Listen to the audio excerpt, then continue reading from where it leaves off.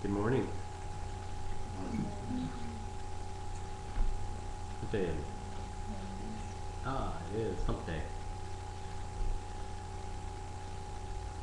That phrase always used to crack me up. Hump day. Getting over the hump.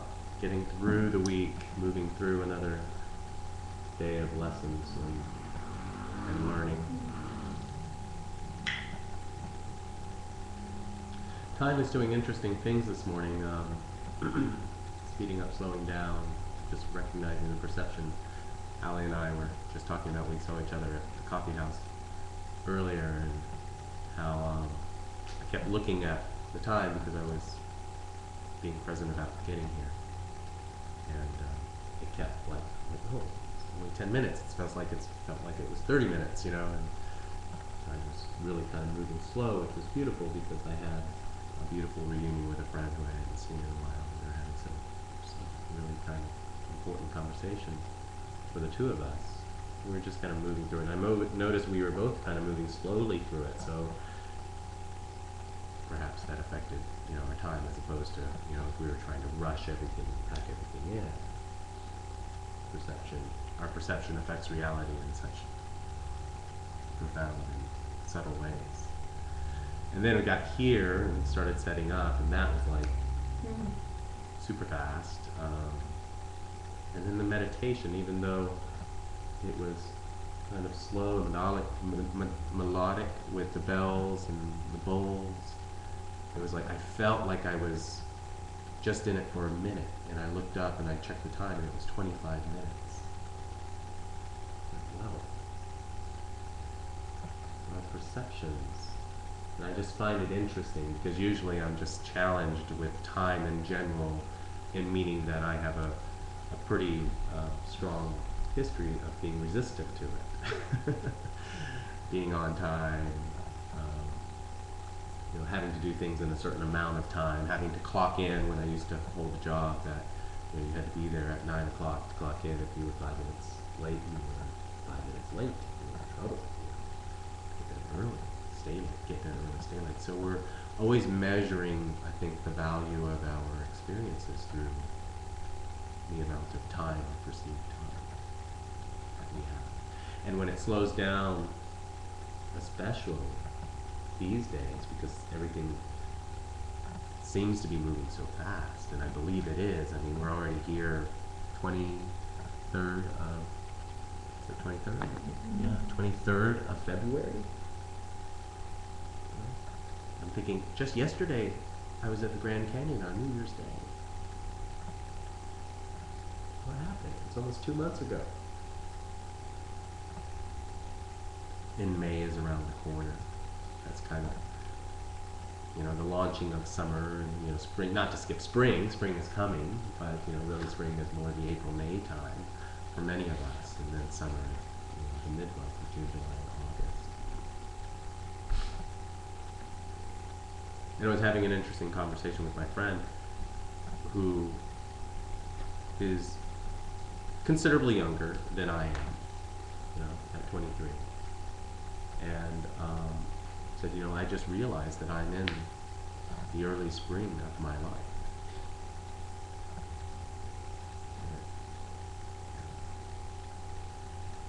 And I'm kind of like mid to late summer of mine, at 39. Almost a year from 40. Ooh. And the perception of time in our experiences, though we speak a very similar language, is dictated by how much physical time we spend on this planet. You can only have so many experiences within the relative amount of time that we have here. And so the concept of time has always intrigued me, because we are, in one part, ruled so definitively by it. So many people, especially if you have a job, you got to show up on time, be present when you're there, or you won't have a job for very much longer, which provides for resources for other needs. For those of us who kind of are in charge of, and that's a very loose term, of our own time, even the discipline of time is even more impactful.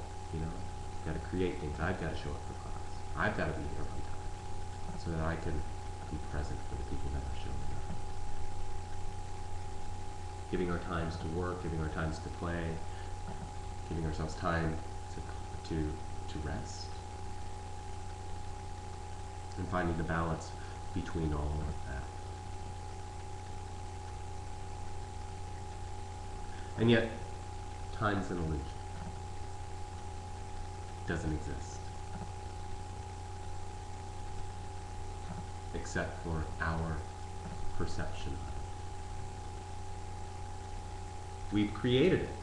We have created this thing of 24 hours in a day. Now we've created it because there is, in fact, a rotation of the planet around the sun.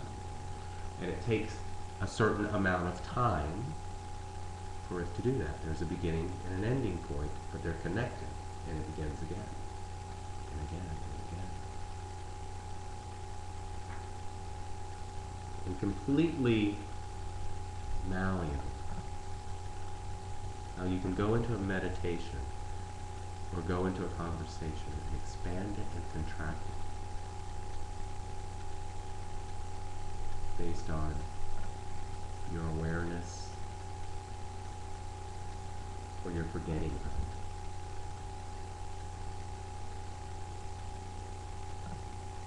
of it. And everything happens right now. The past doesn't really exist anymore.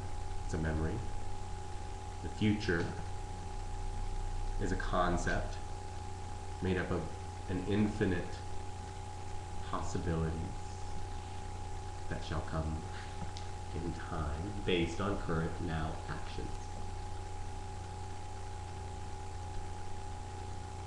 You know, it's a little philosophical this morning, but think about it. Because really for me what it boils down to is what is the value of it. You can have all the time in the world and waste it away.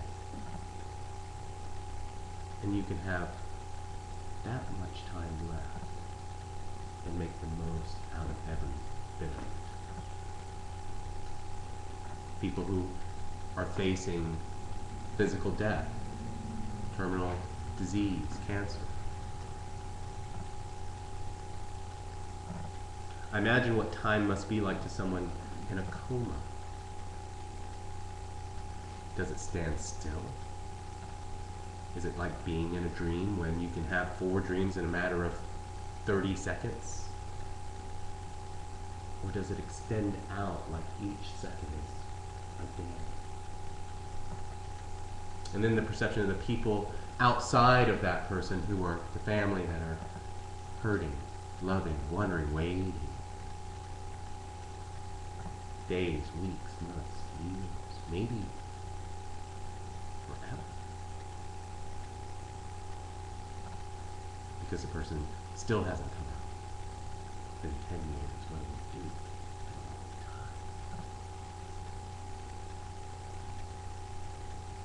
So the value of every single moment of time is based on what we do with it. It's based on how we perceive it. It's based on how present we are within each and every single breath.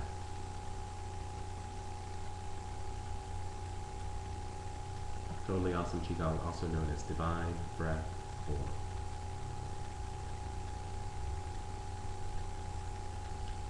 And my purpose, one of my goals, I should say, in this life, is to master time.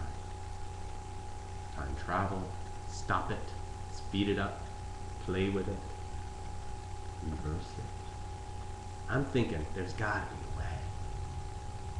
Right? It's not linear. We're understanding that. Quantum physics is proving that on a scientific level. Metaphysics is showing that in terms of how people are. I was talking with a couple of people last night about dream travel. Moving beyond time and space within the dreams, getting into the dreams of other people.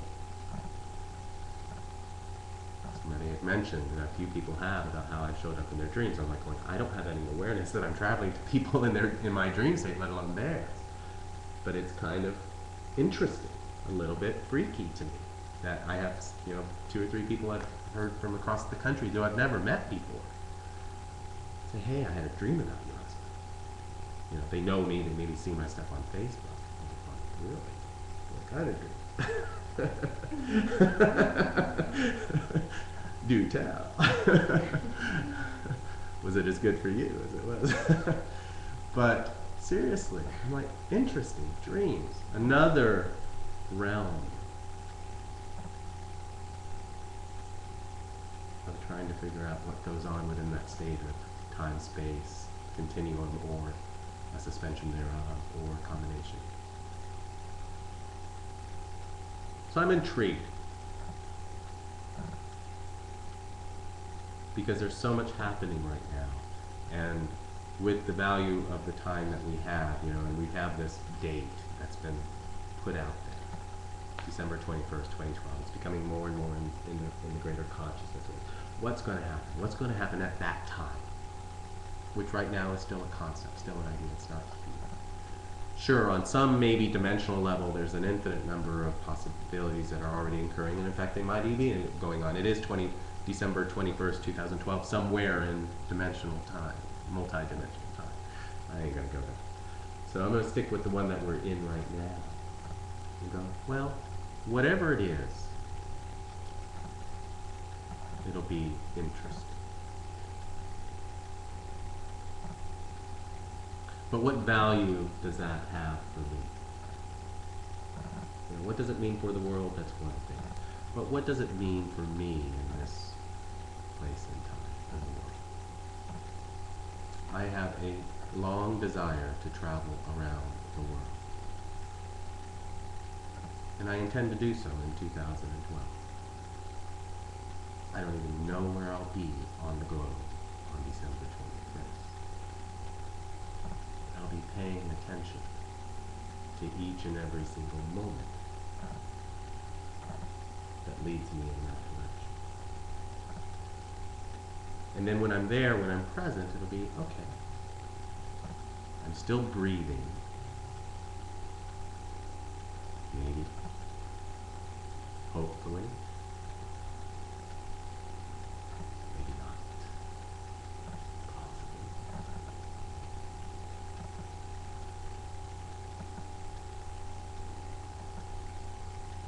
But honoring time at this key and developmental stage of your life, wherever you are, is the absolute key. What my friend said after that was that I have been rushing so much to get things done. And I'm just beginning. I'm honoring the time that I have and the things that I've got going on instead of trying so hard to get everything done.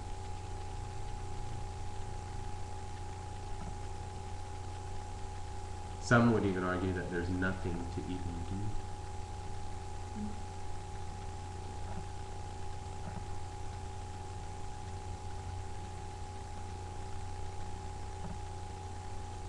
Just be.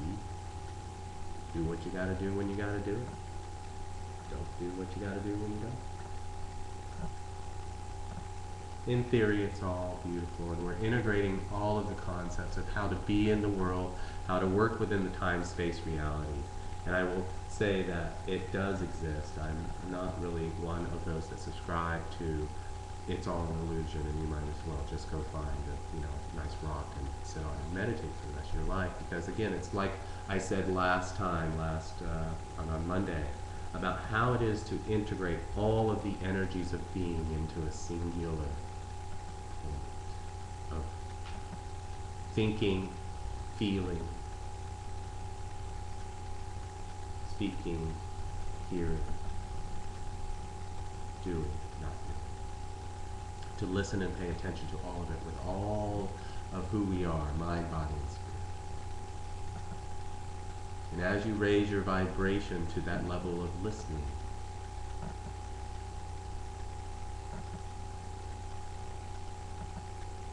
you understand the greater value of time in every single moment that it has to teach you. Every single thing that there is in every breath to understand, which is only infinitesimal of what is truly really there.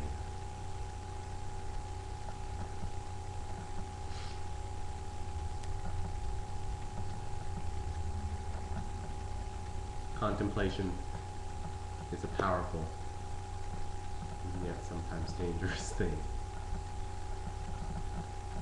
When you listen and pay attention,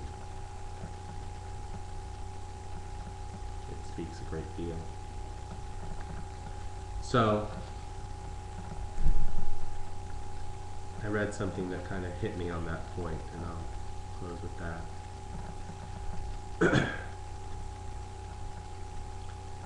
She smiled.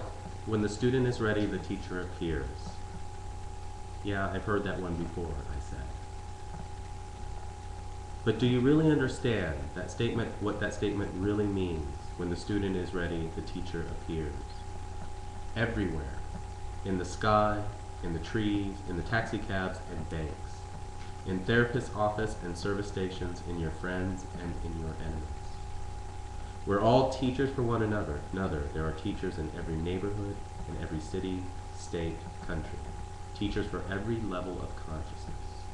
As in every field, some are more skilled or aware than others. But it doesn't matter because everything is an oracle. It's all connected. Every piece mirrors the whole when you have eyes to see and ears to hear. This may sound abstract to you, but one day, and that day may not be too far away, you will absolutely understand. And when you do, she said, picking up a shiny stone, you'll be able to gaze into this stone or examine the veins of this leaf and watch a paper cup blowing in the wind, and you'll understand the hidden principles.